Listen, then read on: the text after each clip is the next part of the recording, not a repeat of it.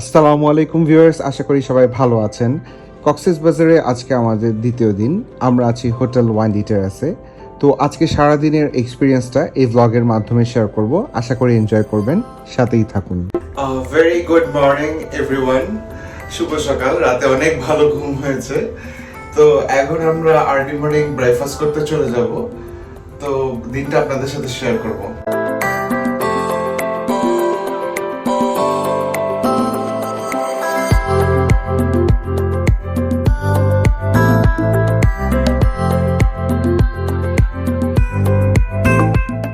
Early morning ঘুম থেকে উঠে ফ্রেশ হয়ে আমরা চলে যাই হোটেলের ব্রেকফাস্ট বাফেতে।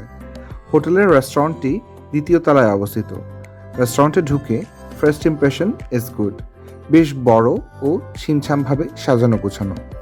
বিভিন্ন রকম মুখরোচক খাবারের পসরা নিয়ে এই হোটেলের ব্রেকফাস্ট বাফেটি সাজানো রয়েছে। আমরা ব্রেকফাস্টে কি খেলাম এবং মেনুতে কি ছিল তা যদি ডিটেইলে জানতে চান, তবে এই হোটেলের উপর আমাদের একটা ডিটেল ব্লগ আছে। সেই ব্লগটি দেখে আসলে আপনি এই হোটেলের রুম, ব্রেকফাস্ট এবং অন্যান্য সুযোগ সুবিধা সম্পর্কে ডিটেল একটি ধারণা পেয়ে যাবেন। আমাদের ইউটিউব চ্যানেলে গিয়ে সেই ব্লগটি দেখে আসতে পারেন।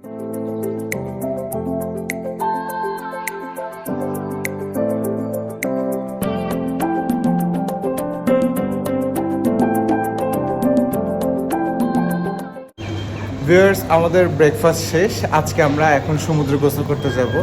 ফার্স্ট ডেতে প্রথম সমুদ্রে গোসল করা। আমি যেহেতু ট্রাভেলার হিসেবে সমুদ্র অনেক বেশি পছন্দ করি, তো আমার জন্য এটা অনেক স্পেশাল। আমার ছেলের প্রথম সমুদ্রে ভেজা আপনাদের সাথে শেয়ার করব।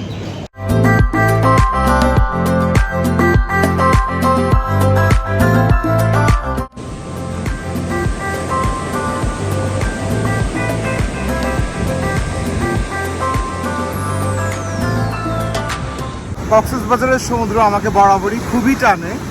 তো এবার 2 বছর পরে আসলাম, কাজের ব্যস্ততার জন্য আসা হয়ে ওঠে না। তো অনেক কিছুই চেঞ্জ হয়েছে পর্যটনের জন্য। আসলে আমার কাছে মনে হচ্ছে যে কক্সবাজারে অনেক বেশি পজিটিভ চেঞ্জেস হয়েছে আর কি। তো ভাল লাগতেছে। নিজের দেশের উন্নয়ন, রাস্তাঘাটের উন্নয়ন, অবকাঠামোর উন্নয়ন ভাল লাগে এগুলো দেখলে। আমরা দেশের বাইরে যখন যাই তখন দেশের জন্য খুব আফসোস লাগে। তো ভাল লাগলো, বেশ অনেকটাই উন্নয়ন হয়েছে কক্সবাজারে।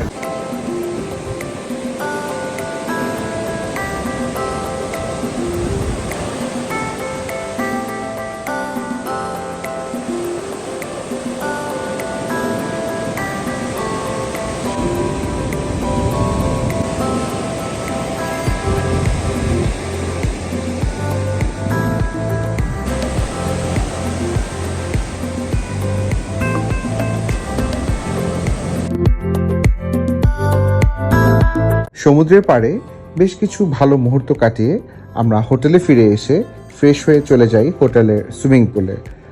হোটেল ওয়াইন্ডি টেরাসের সুইমিং পুলটি one of the highest infinity pool in Cox's Bazar city. 14 তলার উপরে অবস্থিত এই সুইমিং পুল থেকে অলমোস্ট সমগ্র কক্সবাজার শহরই দেখা যায়। সে এক দারুণ অনুভূতি।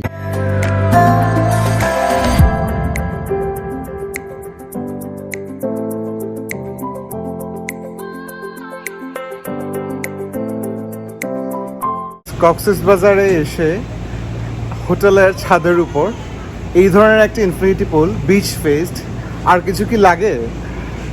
আসলে অনেক জোস এই হোটেলের পুলটা।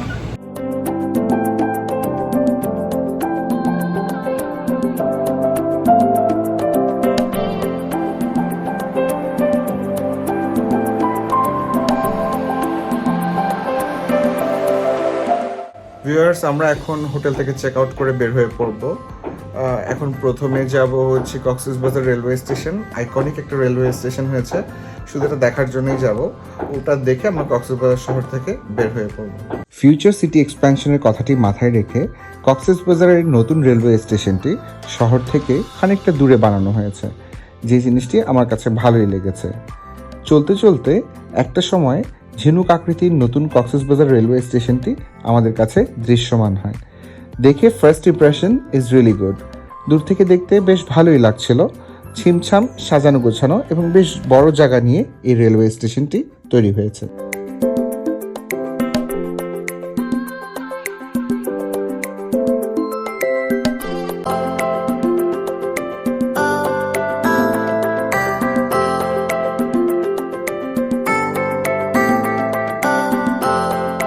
আমার পেছনেই দেখতে পাচ্ছেন নতুন উদ্বোধন হওয়া কক্সবাজার রেলওয়ে স্টেশন।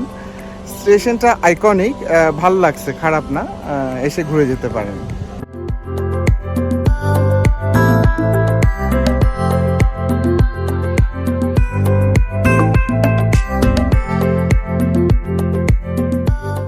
আমরা যখন এই রেলওয়ে স্টেশনটি দেখতে গিয়েছিলাম তখন এই রেলওয়ে স্টেশনটি অপারেশনাল ছিল না, যার কারণে এখানে লোকজন ছিল না বললেই চলে, এবং স্টেশনের ভিতরের দৃশ্য আপনাদেরকে দেখাতে পারিনি। কেবল বাইরের দৃশ্য দেখেই আপাতত পরিতৃপ্ত হতে হবে।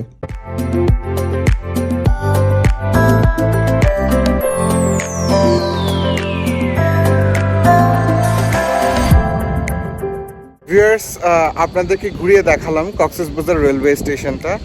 ভাল লাগলো, খারাপ না, এটা আইকনিক, দেখতে ঝিনুকের আকৃতি বলছে তারা। তো আমার এই কক্সবাজার সিরিজ যদি আপনাদের ভালো লেগে থাকে অবশ্যই লাইক, কমেন্ট, সাবস্ক্রাইব দিয়ে পাশে থাকবেন। মোমেন্টস উইথ আরিফিনের সাথেই থাকবেন। যাই হোক, আমরা 2 দিন কক্সবাজার ঘুরলাম ফিরলাম, আপনাদেরকে ঘুরিয়ে দেখালাম কোথায় কোথায় আমরা গিয়েছি। তো আজকের মতো আমার কক্সবাজার সিরিজ এখান থেকেই শেষ করছি, বিদায় নিচ্ছি। সবাই ভালো থাকবেন, সুস্থ থাকবেন। আল্লাহ হাফেজ।